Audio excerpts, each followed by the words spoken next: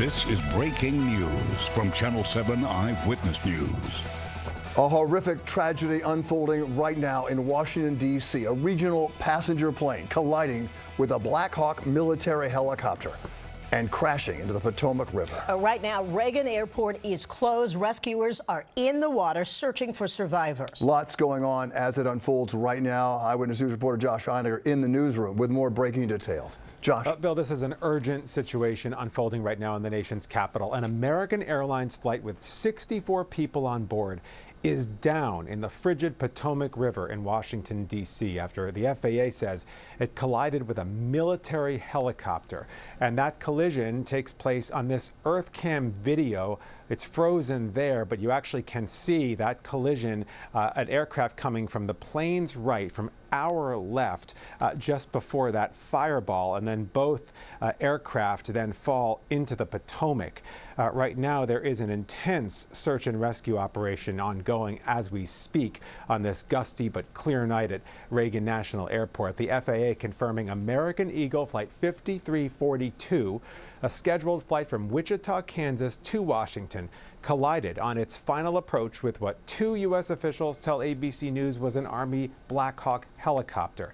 It happened just before 9 tonight. The plane was a Canadair regional jet, a CRJ 700, which American says was carrying 60 passengers and 4 crew. That's most likely 2 pilots and 2 flight attendants. A defense official says there were 3 Army soldiers aboard the Black Hawk. That would likely be 2 pilots and a crew chief. So what happened here? It is way too early to know, but the flight was on its final approach to land no more than a few hundred feet in the air when somehow it collided with that chopper. A passing driver told CNN what happened next. It looked normal. It was level. So I looked back at the road and then I looked back again just to see if I could maybe see it land. And this was 3 seconds later. And at that point, it was banked all the way to the right. I would say maybe past the right, past 90 degrees. I could see the underside of it. It was lit up a very bright yellow, and there was a stream of sparks underneath it. It looked like a Roman candle, if you've ever held one of those on the 4th of July, but it was much, much bigger than that. It was high off the ground. I didn't see anything beyond that. I didn't see any helicopter. It's a very, very dark night out tonight, so anything that's not illuminated, you can't really see. So I didn't see the other aircraft, but I saw the plane banking at an angle that a plane shouldn't bank, and I saw sparks flying. And you're looking now at a playback from Flight Radar 24, a public website which depicts the 20-year-old regional jet at just 400 feet when the tracking stops. Right now, again, there is an intense search for survivors in the cold waters of the Potomac. No confirmation of fatalities, but this does seem likely to end what has been the safest period for American aviation in history. The last major commercial crash in the U.S. was in Buffalo in 2009. Bill, Sandra? All right, Josh, of course, we all remember that. Yep. Thank you very much. We, of course, will get back to you during this broadcast. Josh, this is another live look at the scene right now by Reagan National Airport. Again, the airport is closed, not surprising given what has happened this evening, and still a very active scene at this hour. Yeah, no question. We want to bring in ABC's aviation analyst, John Nance. And Josh, John, it's good to see you, but not under these circumstances. You've covered so many crashes in your career. Tell us what you're thinking about this, based on what you saw, based on a helicopter right behind that passenger plane, and how did they crash? What's your thoughts? Well, you've got a classic mid-air collision here, 2 airplanes trying to occupy the same space. And how that happened, one of the tragedies here is this is one of the most controlled pieces of airspace in the world, because it's right adjacent to the Capitol and to downtown Washington, D.C. A controller was talking to both pilots, but how in the world they came to misunderstand, or somebody misunderstood a command, that's one of the things that's going to have to be sorted out. Hopefully we'll be able to get the flight data recorder and the cockpit voice recorder. But this is one of those accidents that we're not talking about blame. We're talking about how in the world does one aircraft end up in the path of the other aircraft. That's going to be the key point, because we didn't have anything obviously wrong with either bird. And to have an Army Black Hawk, which is a very, very sophisticated airplane, involved in this is also extremely worrisome. You know, John, over the last few years, there's been a lot of conversations about close calls. We report on them more often than we would like, and concerns about air traffic controllers, whether or not there's enough, whether or not they're getting the support they need. You know, where does all this factor into this equation as we take a look at what happened here near Reagan National? Well, as we look at this, one of the things, of course, that is absolutely true, we talk quite a bit in the media about near misses that are really kind of a mile and a half or maybe a half a mile, and they violated the basic provisions of not getting air traffic close to each other. But this was not one of those situations. This is just a brought-on collision, and as I say, one of the most controlled pieces of airspace in the country. So how these two came to be where they were at that particular point in time is going to be one of the major questions that's going to be on the table immediately. And of course, everything will be looked at. The other thing that's really worrisome is this is very much like the January 12th, 1982 collision, or not collision, but the flight that could not sustain flight after takeoff of Palm 90, which was a 737 that hit the 14th Street Bridge. And the reason I bring that up is because there were survivors of the accident to the extent that they were underwater, but they drowned essentially because of the cold water, because of the inability to rescue anybody else, and that was something that we have here, very much reminiscent in terms of the water temperature, which is just a little bit above freezing. John, we hear so much about collision avoidance systems, and certainly the Black Hawk helicopter would have one. Certainly the passenger plane would have one. What happened here? What did it not go in? Was it too low to go in? I think that probably what we're going to find is that this helicopter probably did not have a system that you described here, which is basically a collision avoidance, TCAS we call it. Yeah. And it probably came in from an angle in such a way that the TCAS wouldn't have had time to give a climb or descend warning to the pilots. We just don't know at this point. Black Hawks are extremely sophisticated, but they are not normally in civilian airspace, and therefore they don't have necessarily the same level of equipment. Yeah, good point. John, we want to bring in Eyewitness News reporter Josh Einiger, who is following this story for us tonight. We want to bring him back into the conversation with a question for you.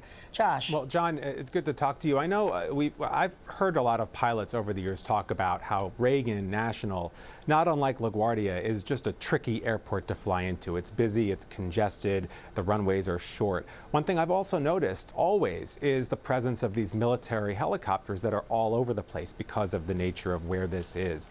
Could you talk a little bit about, as a pilot, what you're looking at when you're coming into Reagan National in particular, and is it just too complicated for passenger flight given all the military operations there? Well, the military operations are always subservient to the interests of security for the arriving and departing jetliners, and they're under very positive control of air traffic control before they even leave high altitude, aiming or coming into the Washington area. So each one of those helicopters, regardless of what their specific role is, has the responsibility to stay the heck away from the most critical corridors for landing and takeoff, and they do a wonderful job. They're there in some cases as security. They're in other cases for executive transportation for the government. But they have an absolute unshakable duty to stay away from the flight paths of any of the civilian airliners. And that's one of the things that it sounds to me like there was a radio call. We don't know this yet for certain because it's very early, but that the helicopter pilot was told to do something, and whether or not that was done, whether it was an error in the transmission or not, we don't know. But this is one of the last places I would expect to have this kind of a collision, because the folks in our military helicopters are very, very cognizant of how to stay out of the way. John, you mentioned that you're waiting to hear what actually came out of all the communications. How long does that usually take to go public?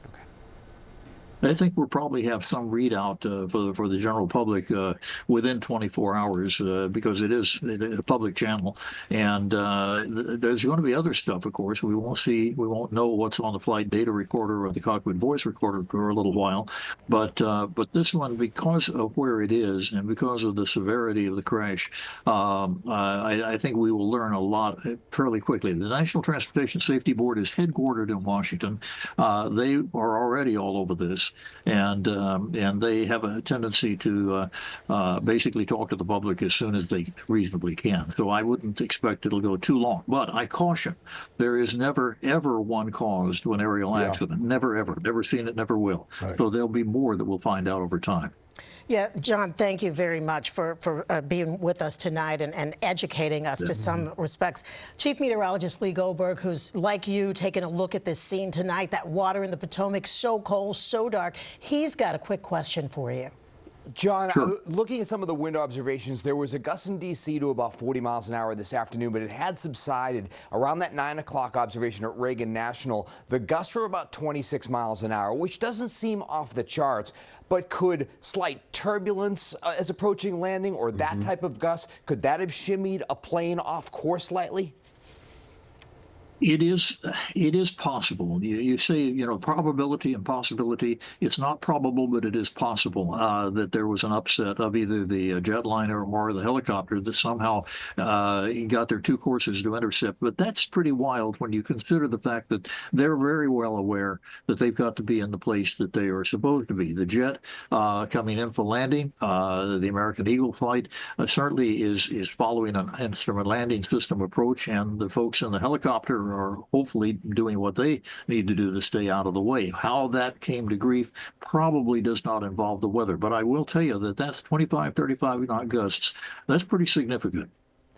John Nance, very much appreciate all this critical information. We'll continue to track this and thank you and turn to you for any new information that comes forward. I want to turn back to that weather situation. They were under the same weather pattern in D.C. that we were, but visibility was good all day long. It just had some gusty winds that started to subside during the evening hours. So when you look at the observation at Reagan National around 9 o'clock tonight, sky was clear. Visibility was good, as we just talked about. Northwest wind about 16, gusting to 26. The air temperature 50.